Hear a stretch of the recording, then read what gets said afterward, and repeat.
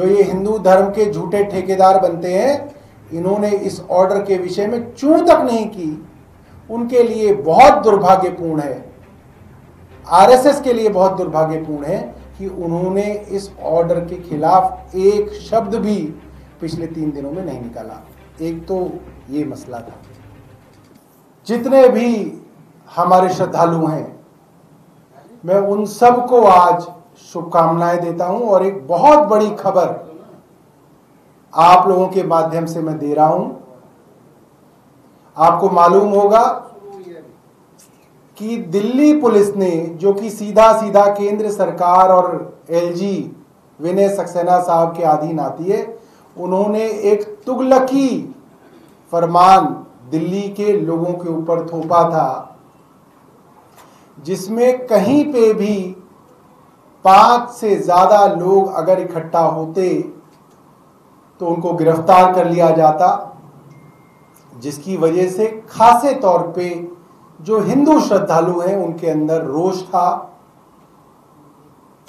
नवरात्रे कैसे मनाएंगे, मंदिर कैसे जाएंगे, जागरण कैसे किए जाएंगे, माता की चौकी कैसे होगी, रामलीला जहां पे हजारों लोग आते हैं वो कैसे मनेगी।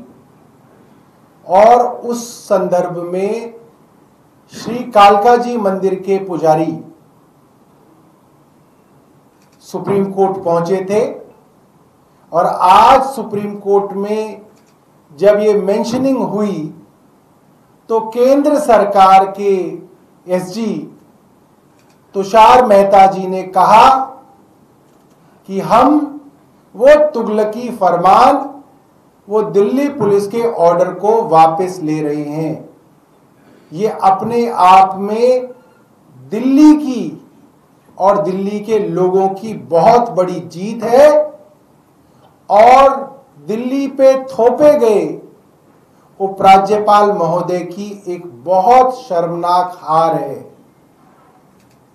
क्योंकि उनके वकील जानते थे, केंद्र सरकार जानती थी कि आप इस तरीके से बेतुके फरमान एक स्वायत्त देश के अंदर, एक आजाद देश के अंदर नहीं पढ़ सकते। ऐसा नहीं है कि आप पूरे शहर के ऊपर जो है कर्फ्यू लगा देंगे। आपके पास कोई समस्या है तो आप उसका समाधान कीजिए। तो ये मैं दिल्ली के सभी लोगों को, दिल्ली के सभी श्रद्धालुओं को जो रामलीला में जाएंगे, जो अपने बच्चों को दुर्गा पूजा ले जाएंगे, जो अपने परिवार के साथ मंदिर जाएंगे, व्रत खोलेंगे, उन सब को जो है मैं आज इस ऑर्डर की वापसी पर बधाई देता हूं।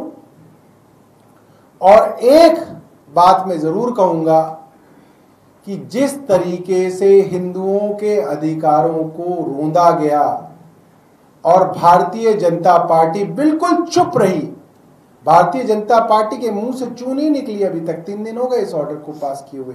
जो ये हिंदू धर्म के झूठे ठेकेदार बनते हैं, इन्होंने इस ऑर्डर के विषय में चूं तक नहीं की, उनके लिए बहुत दुर्भाग्यपूर्ण है।